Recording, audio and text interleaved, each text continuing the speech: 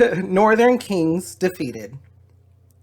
When Jabin, king of Hazor, heard of this, he sent word to Jobab, king of Madon, to the kings of Shimron and Akshaph, and to the northern kings who were in the mountains, in the Arabah south of Kinnereth, in the western foothills, and in Naphoth Dor on the west, to the Canaanites in the east and west, to the Amorites, Hittites, Perizzites, and Jebusites in the hill country, and to the Hivites below Harmon in the region of Mizpah. If you know the correct pronunciations for these, please do say them while we're reading. If you're reading along, if you know how to show them, place them in the comments section. Anything helps, but I will do my best.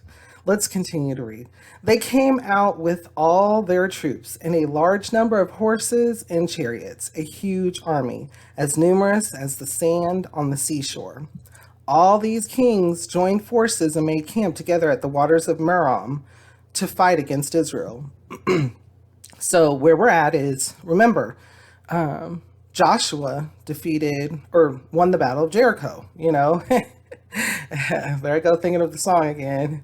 Joshua won the Battle of Jericho. Anyway, so, and then, that was in the previous Bible study. And then he also won some more battles against other kingdoms within the Canaanite region.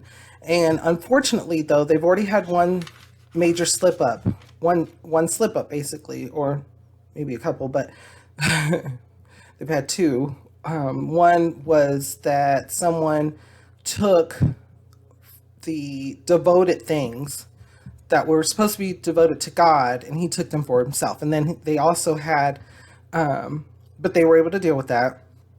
But then also the fear of Israel came on a particular group, the Gibeonites, and they deceived Israel to make a pact and a treaty with them so that they would not be destroyed.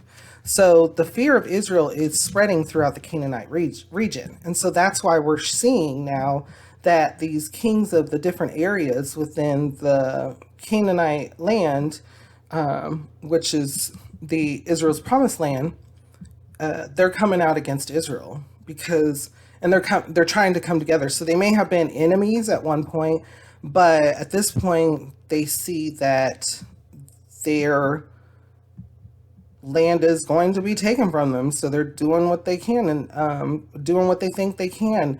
And remember, these people are idol worshipers, people that do detestable things, that refuse to worship the Lord. So that's another thing that we have to think about. And especially when we consider reading the Old Testament and during the law and such, that these people that were basically, it was time for their judgment because God, he reaches out to everybody. The Holy Spirit, you never know who's been reached. And so they have made their decision, though. They have refused to honor God. They want to worship these idols and do what they wanted to do. And so now is the time. God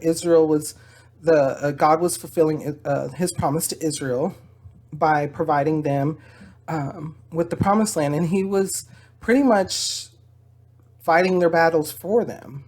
So with these few verses in the background and the information, let's take that.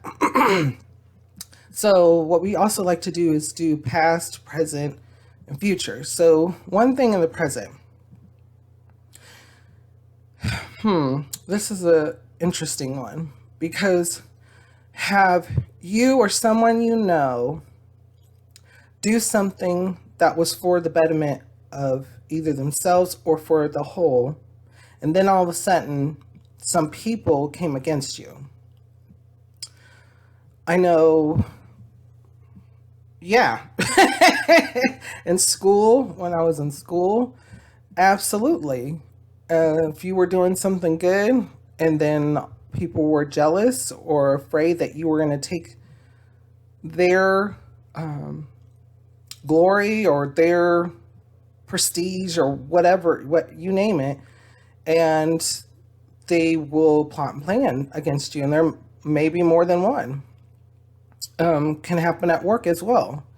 Can happen at anywhere in our lives. And so with that, have you came across, in a situation where you were, or someone that was doing something, did something good, or for instance, got a promotion and other people were like not happy because either they wanted that promotion or they didn't like the person and then they plotted against that person? What kind of thoughts or feelings come to your mind? How does it make you feel, and what does it make you think?